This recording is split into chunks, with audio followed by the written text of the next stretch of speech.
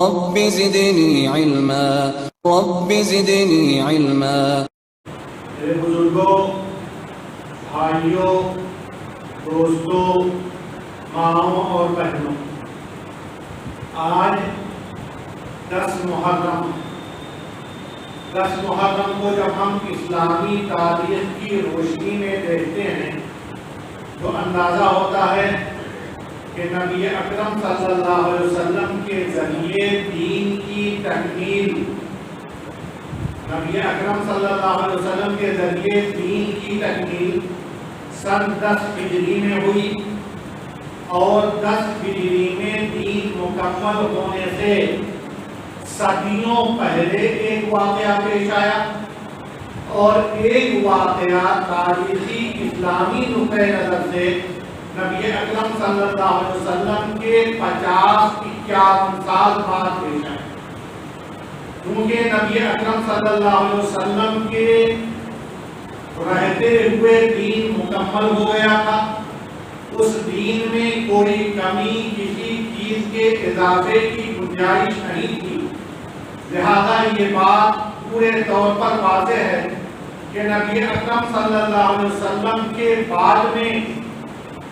جو بھی واقعات پیش آئیں، اگر وہ خوشی کا مرحلہ ہے تو اس کو دینی خوشی کے طور پر ہر سال منانے کی اجازت نہیں، اگر وہ بہت زیادہ رنج و الم کا واقعہ ہے تو وہ بھی یقیناً رنجیدہ کرنے کا سبب بن سکتا ہے، لیکن دینی اعتبار سے دین کا جز مان کر اس کو ہر سال منانا یہ دینی اعتبار سے مناسب اور درست نہیں۔ سوال اٹھتا ہے کہ نبی اکرم صلی اللہ علیہ وسلم کے وفات کے 50-51 سال بعد سن 60-61 ہجری میں جو واقعہ پیش آیا،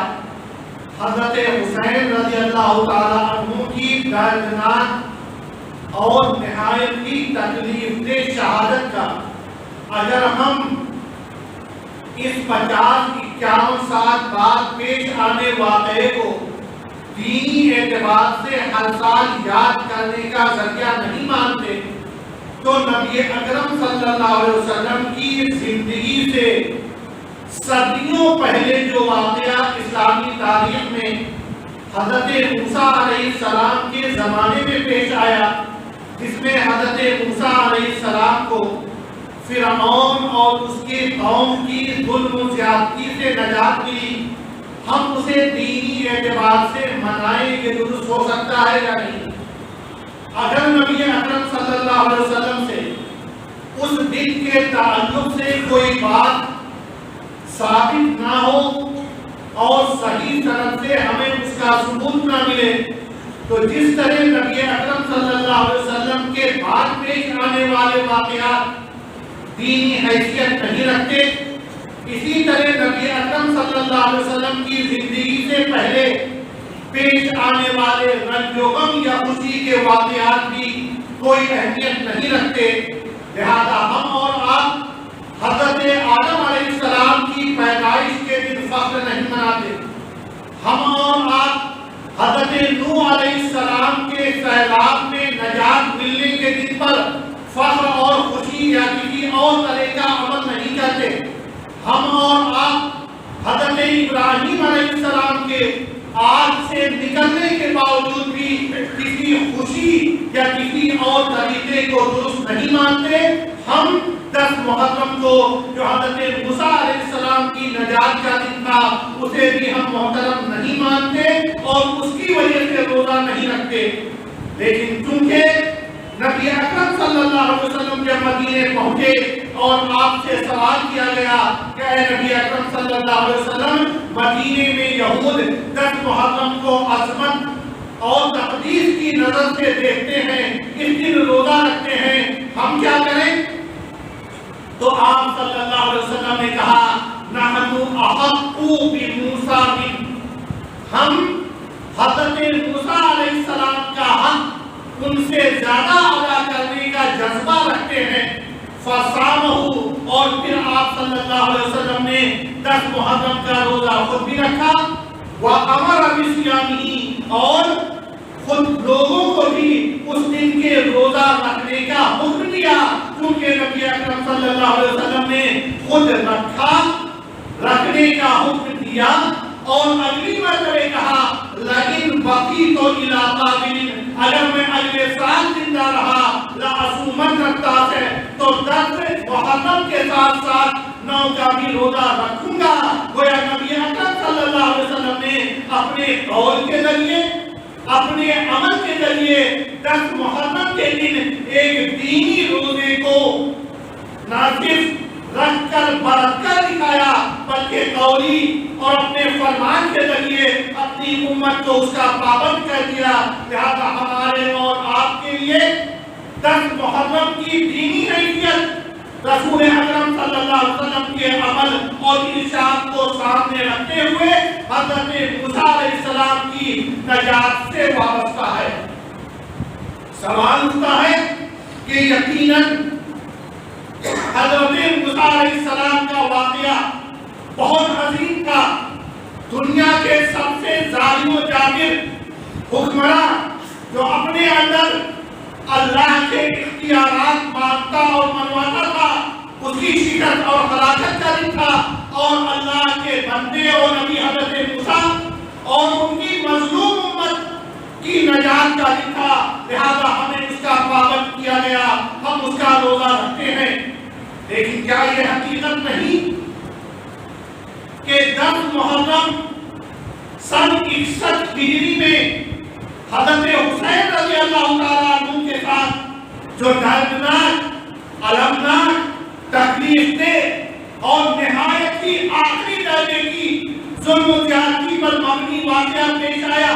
کیا ہم اسے نظر انداز کر سکتے ہیں؟ یقیناً ایک سچا مسلمان یہ جانتا ہے کہ حضرت حسین رضی اللہ تعالیٰ عنہ وہ عظیم شخصیت تھے جو نبی اکرم صلی اللہ علیہ وسلم کے چہیتے قریب نواسے تھے۔ وہ نواسے تھے جو نبی اکرم صلی اللہ علیہ وسلم کی سجدے کے حالت میں اگر آپ کی پشت پر سوار ہو گئے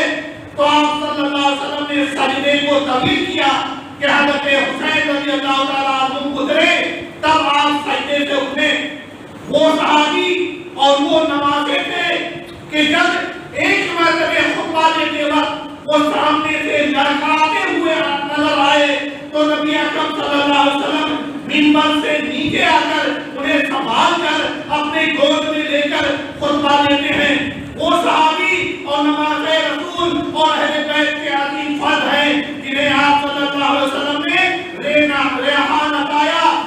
پور کرا دیا۔ وہ صحابی ہیں جنہیں جنت کے نوجوانوں کا سردار قرار دیا۔ وہ صحابی ہیں جن کے بارے میں کہا حسین منی وانا من، حسین مجھ سے تعلق رکھتے ہیں، مجھے ان سے تعلق ہے جو ان سے محبت کرتا ہے، وہ گویا مجھ سے محبت کرتا ہے۔ وہ صحابی ہیں جن کی ماں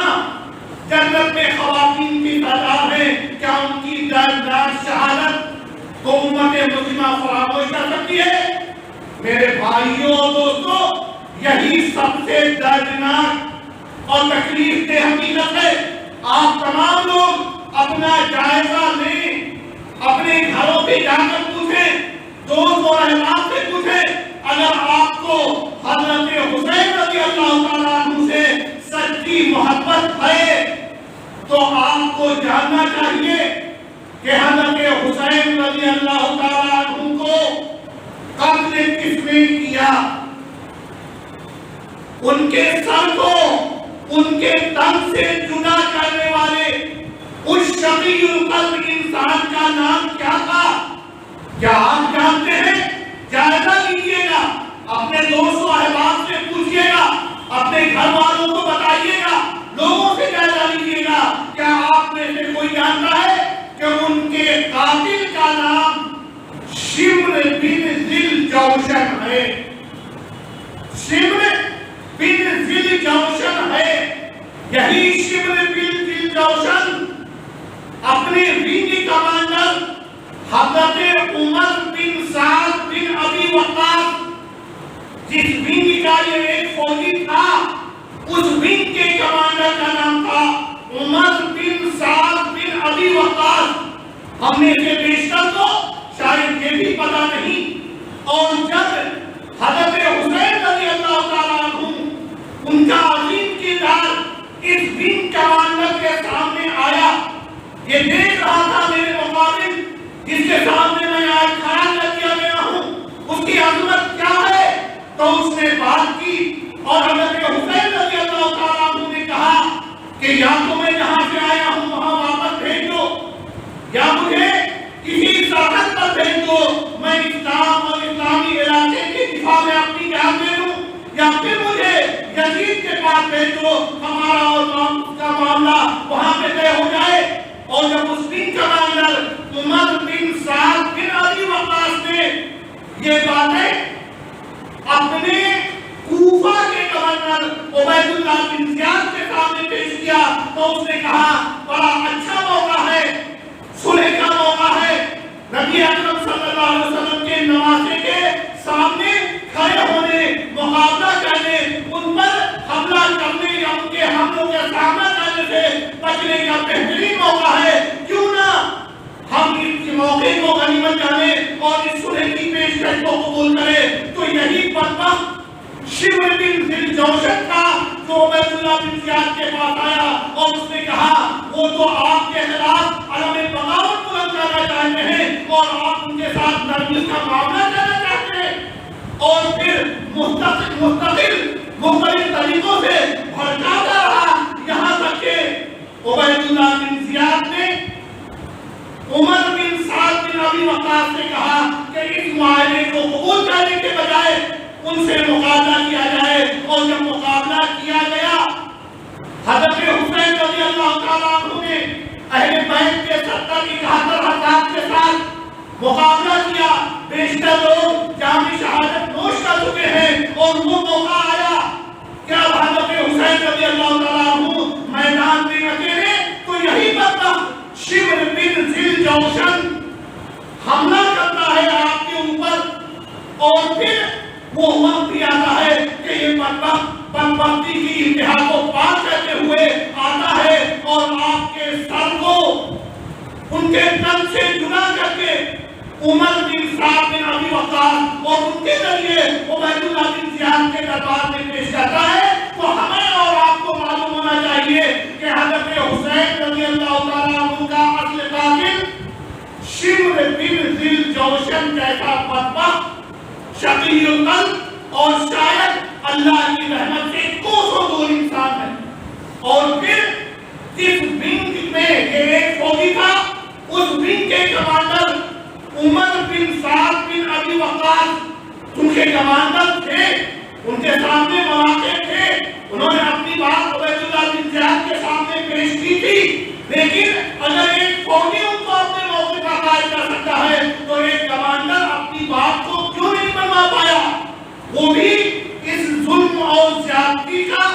ایک اہم عنصر مانے جائیں گے، ہم اسے اعلان نہیں کر سکتے. اور عبید اللہ بن زیاد جو کوفہ کے گورنر کے حیثیت سے اس پورے معاملے کو دیکھ رہے تھے وہ ذمہ دار کیوں نہیں ہوں گے؟ ہم اور آپ جانتے ہیں کہ ہر ایک اگر کچھ ذمہ داریاں پاتا ہے تو اس کے کئی جواب دہ ہوتا ہے. اگر آپ حاکم وقت ہیں، آپ کے اوپر انصاف کرنا لازم قرار دیا گیا ہے تو آپ کی زندگی میں رہنما ہونے والے حکمرانی کے عہد میں پیش آنے والے واقعات کے آپ ذمہ دار ہوں گے. آپ کے حکم پر یہ معاملہ چل سکتا تھا. حضرت حسین رضی اللہ تعالیٰ عنہ نے تو خود پیشکش کرنی تھی کہ مجھے یا تو مدینے اور مکے واپس جانے دیا جائے یا کسی سرحد پر اسلام اور مسلمانوں کی حفاظت کے لیے بھیج دیا جائے یا یزید کے پاس بھیج دیا جائے، ہم اپنے معاملات وہاں طے کر لیں گے. لیکن اس نے اس معاملے میں نرمی برتنے کے بجائے پوری طرح سے آخری درجے کی سختی کا جو معاملہ کیا. یقیناً اللہ کے ہم سے پوچھ گچھ ہوگا. اور ہم میں اور آپ میں کچھ لوگ ایسے بھی ہیں جو یزید بن معاویہ کو اس سے بری مانتے ہیں. یقیناً لوگ کہتے ہیں کہ وہ اس کا حصہ نہیں تھا. اس وقت کوفہ اور دارالسلطنت دمشق میں فاصلہ طویل تھا، وہ یہ کہتے ہیں کہ یزید کو نہیں معلوم تھا کہ حضرت حسین رضی اللہ تعالیٰ عنہ کی شہادت پیش آئے گی، لیکن کیا یزید کو یہ خبر نہیں تھی کہ حضرت مسلم بن عقیل جو حضرت حسین رضی اللہ تعالیٰ عنہ کے نمائندہ تھے، جب وہ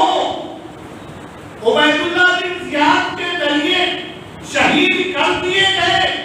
تو کیا اسے یہ خدشہ نہیں تھا کہ نبی اکرم صلی اللہ علیہ وسلم سے اتنی قربت اور اتنی فضیلتیں رکھنے والے عظیم صحابی نواز رسول عبید اللہ بن زیاد کے سامنے ہیں اور جو معاملہ وہ مسلم بن عقیل کے سامنے کر سکتے ہیں، کیا ان کے ساتھ نہیں کر سکتے؟ یقیناً کر سکتے تھے، لہذا پہلے ہی سے انہیں احتیاطی تدابیر اور ایسی صورتحال جو اس دردناک حادثے کا سبب بن رہی تھی اس سے روکنے کے انتظامات کرنے چاہیے تھے، لہذا یزید بن معاویہ کو پورے طور پر بری سمجھنا، اسے الگ کرا دینا، یہ حضرت حسین رضی اللہ تعالیٰ عنہ کی عظمت کو پوری طرح نہ سمجھنے کا ذریعہ ہے۔ میرے بھائیوں، دوستوں اور ساتھیوں، یاد کیجیے گا حضرت حسین رضی اللہ تعالیٰ عنہ کی شہادت کا جو واقعہ پیش آیا، یہ اسلام کی اس طویل شہادت کی تاریخ کا ایک اہم حصہ ہے جس میں بے شمار انبیاء اور صحابہ کرام نے اپنی جانوں کی قربانیاں پیش کی، اور نبی اکرم صلی اللہ علیہ وسلم امت مسلمہ کے اندر سب سے پہلی شہادت ہم اور آپ شاید نہ جانتے ہوں، ایک خاتون حضرت سمیہ کی ہے۔ نبی اکرم صلی اللہ علیہ وسلم کی امت میں سب سے پہلے جسے شہید کیا گیا وہ حضرت سمیہ رضی اللہ تعالیٰ عنہ ہے، اور پھر اس کے بعد شہادت کی ایک طویل تاریخ ہے۔ ہم نے اور آپ نے سب سے زیادہ تکلیف دہ مرحلہ جنگ احد کا دیکھا، جس میں بے شمار صحابہ شہید کیے گئے، اس میں اسلام اور مسلمانوں کی قوت و طاقت کی علامت، اسلام اور مسلمانوں کی کچھ پناہی بننے والے حضرت حمزہ رضی اللہ تعالیٰ عنہ کی شہادت اور ان کی شہادت کے بعد ان کے تعلق سے جو واقعات تاریخ میں ملتے ہیں وہ بھی نہایت ہی گھناؤنے تکلیف دہ ہیں، اور ان کی شہادت سے اتنا زیادہ نقصان ہوا کہ نبی اکرم صلی اللہ علیہ وسلم نے حضرت حمزہ رضی اللہ تعالیٰ عنہ کو سید الشہداء قرار دیا۔ سید الشہداء حمزہ، حضرت حمزہ رضی اللہ تعالیٰ عنہ کو سید الشہداء قرار دیا، اور یہی نہیں بلکہ حضرت حمزہ رضی اللہ تعالیٰ عنہ کو شہید کرنے والا جب وحشی غلام فتح مکہ کے موقع پر ایمان لاتا ہے تو نبی اکرم صلی اللہ علیہ وسلم کا فرمان ہے الایمان یجب ما قبلہ، جب کوئی بندہ ایمان لے آتا ہے تو اسلام کے پہلے تمام گناہ معاف ہو جاتے ہیں، لیکن حضرت حمزہ رضی اللہ تعالیٰ عنہ کے اس قاتل کو جب وہ ایمان لے کے آتا ہے تو نبی اکرم صلی اللہ علیہ وسلم فرماتے ہیں تم میرے چہرے کے سامنے میرے پاس مت آیا کرو، مجھے وہ تکلیف وہ درد یاد آ جاتا ہے جو جنگ احد میں چچا کی شہادت اور امت مسلمہ کی شکست فاش سے مجھے ملا تھا۔ یہ تاریخیں ختم نہیں ہوتی بلکہ ہم آگے بڑھتے ہیں اور جائزہ لیتے ہیں۔ کبھی حضرت عمر رضی اللہ تعالیٰ عنہ پر دوران نماز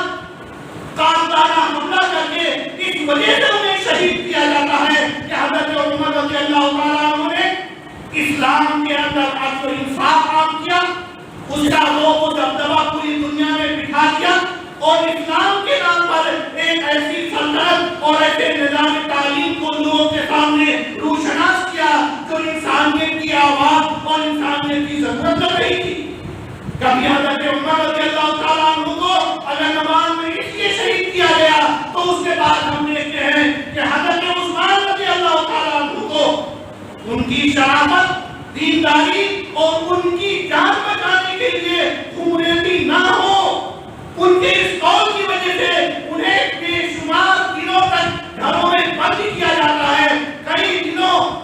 انہیں پینے کو پانی نصیب نہیں ہوتا ہے، اور ان کے گھر کے اندر مدینہ منورہ میں رہتے ہوئے حملہ کر کے انہیں شہید کیا جاتا ہے۔ یہ سلسلہ ختم نہیں ہوتا، اور پھر نبی اکرم صلی اللہ علیہ وسلم کے بھتیجے چچیرے بھائی نبی اکرم صلی اللہ علیہ وسلم کے چچیرے بھائی، آپ کے زیر تربیت پڑھنے پڑھنے اور سیکھنے والے خلیفہ رابع حضرت علی رضی اللہ تعالیٰ عنہ بھی شہادت کی زندگی دنیا میں گزارنے کے بعد اخروی شہادت کی زندگی گزار رہے ہوتے ہیں۔ وہ ایک تاریخ ہے جو اسلام میں عظیم کردار کے حاملین کے ساتھ جڑا ہوا ہے، اور ان کی عظمت ان کی شہادت سے کم نہیں ہوتی بلکہ بلند ہوتی ہے۔ ہاں خبیث وہ ہیں، ہاں بدبخت وہ ہیں، اللہ کی رحمت سے دور وہ ہیں جو اس شہادت کا سبب بنتے ہیں۔ اور ہم اگر جائزہ لیتے ہیں تو جس طرح حضرت حسین رضی اللہ عنہ کے قاتل شمر بن ذی جوشن وینی کمانڈر عمر بن سعد بن ابی وقاص کوفے کے گورنر عبید اللہ بن زیاد اور اس وقت اسلامی نظام کے حکمراں یزید بن معاویہ اس سلسلے میں یقیناً جواب دہ ہوں گے۔ اسی طرح سے جو لوگ سبب بنے حضرت حسین رضی اللہ تعالیٰ عنہ کی شہادت کا، وہ اہل کوفہ جن کی طرف سے خطوط پر خطوط چلے آ رہے ہیں کہ اے حسین آپ ہمارے پاس آئیے، ہم آپ کو پناہ دیں گے، آپ کے ہاتھ پر بیعت کریں گے۔ اور پھر جب حضرت مسلم بن عقیل کو حضرت حسین رضی اللہ تعالیٰ عنہ حالات کا جائزہ لینے کے لیے بھیجتے ہیں اور پتہ چلتا ہے کہ کوفے میں چند دنوں میں 18,000 سے 30,000 لوگ بیعت کر لیتے ہیں، تو حضرت مسلم بن عقیل خط لکھتے ہیں کہ حضرت حسین آپ آ جائیے، لوگ یہاں آپ کے استقبال اور آپ کی خلافت پر بیعت کرنے کے لیے تیار ہیں۔ اور پھر جب حضرت مسلم بن عقیل کا عبید اللہ بن زیاد کی فوج سے سامنا ہوتا ہے تو معلوم ہونا چاہیے کہ ان 18,000 اور 30,000 لوگوں نے جنہوں نے بیعت کیا تھا، ان میں سے ساتھ چلنے والوں کی تعداد 100 سے کم ہوتی ہے۔ اور جب عبید اللہ بن زیاد کے سامنے یہ خیمہ زن ہوتے ہیں، جنگ کا موقع آتا ہے اور پیچھے دیکھتے ہیں حضرت مسلم بن عقیل رضی اللہ تعالیٰ عنہ، تو پتہ چلتا ہے جب ان اہل کوفہ میں کوئی نہیں ہے۔ تو یاد رکھیے ہمیشہ اللہ کے نیک بندوں کو کبھی اپنوں سے دھوکہ ہوا ہے، کبھی غیروں سے دھوکہ ہوا ہے۔ کہ دھوکہ دینے والے جو ہوں وہ مجرم ہیں، اور اللہ کے ہاں جواب دہ ہیں۔ جنہیں شہادت ملتی ہے وہ اللہ کے ہاں اپنا رتبہ اور بلند کرتے ہیں۔ آئیے دعا کریں اللہ تبارک و تعالیٰ تمام شہیدوں، خاص طور پر شہداء اسلام حضرت حمزہ، حضرت عمر، حضرت عثمان، حضرت علی، حضرت حسین اور دیگر تمام شہداء کی قربانیوں کو قبول فرما کے ان کے درجات بلند فرمائے، اور ان کو دھوکہ دینے والے، ان کے ساتھ فریب کرنے والے، رسول کی تعلیمات کو نظر انداز کرنے والے اور ان تمام لوگوں سے صحیح طور پر ملتے جو ہمیشہ دوغلے پن اور دو منہ پن کا ثبوت دیتے ہیں۔ اللہ تعالیٰ حق کو سمجھنے، برتنے، عمل کرنے اور عام کرنے کی توفیق عطا فرمائے۔